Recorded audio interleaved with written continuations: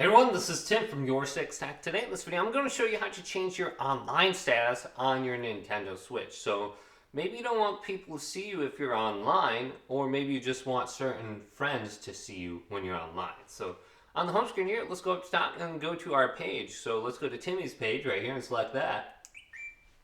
Then under this screen, scroll on down to User Settings and then go to the right. And let's continue to scroll on down. So we want to go to where it says the friends function right here, and let's go to friends settings and let that load.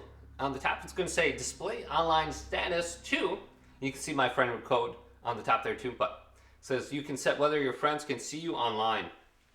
Friends who cannot see you online may not be able to join you in online play, so this will make your party private.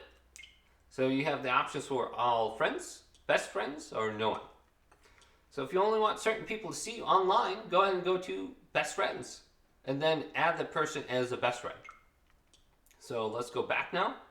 We can go up to friends. You can go to their name and then you have the option for best friends. So this person would be the only person that would see me online.